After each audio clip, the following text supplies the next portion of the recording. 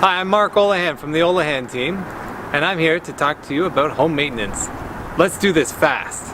Home maintenance tips! Is Thanksgiving approaching? Treat yourself to a shovel and some ice melter or salt. And when it does snow, make sure you've cleared all the newspapers before you use your snowblower. Add years of life to your condensing unit of your air conditioner by covering it in the winter. Shut off your hose bibs internally and store your hoses inside.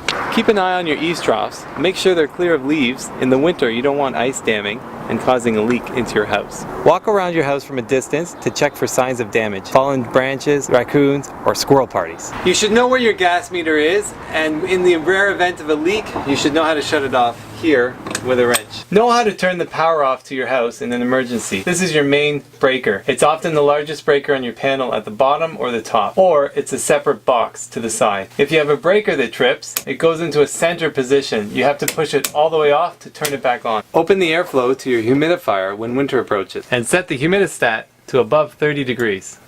Change your filter every 4 to 6 months. If your pipes don't lead directly to a floor drain, they lead to a pump. That pump is prone to failure. Buy a $15 detection alarm that will detect and yell at you if there's water pooling on the floor. Drain your hot water tank every 1 or 2 years from this connection point. Know where your main water shutoff valve is and how to turn it off. It's often found before your water meter.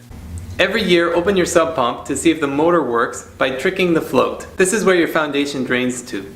During a rainstorm, listen to see if the pump is actively working. If so, get a second pump and battery backup kit. It's way cheaper than dealing with a basement flood. Do you notice a smell coming from your drain? The water's evaporated from the P-trap. Add water and then put a thin layer of vegetable oil on top, and it won't happen again. I have 3 tips for washing machines. Tip 1. Leave this open after a wash so you don't get mold. Tip 2. Make sure you have braided hose connections. These ones are rubber, not as ideal. Tip 3. Make sure your drain hose is nice and secure. Lid trap! Cover your shower drains with a hair catcher or get used to snaking them out. I don't have that problem. The most common issue with toilets is that they run. You can adjust the float with this screw that would cause the valve to turn off earlier. Know where your shutoff is for your toilet. Underneath your sink, know where your hot and cold shutoffs are. And if your drain clogs, remove your P-trap by loosening these 2 connections, clean it out, and replace, and your drain should flow. For troubleshooting your dishwasher, there's 2 places you can check. Here, to make sure it's clear of debris. Often there's a filter that you can remove and clear out as well. And secondly, look below your sink to make sure the shutoff hasn't accidentally been turned off. Did you know your fridge uses 15% of your electricity? Don't cut off the airflow around it with tight cabinets, and vacuum the grills to make it more efficient.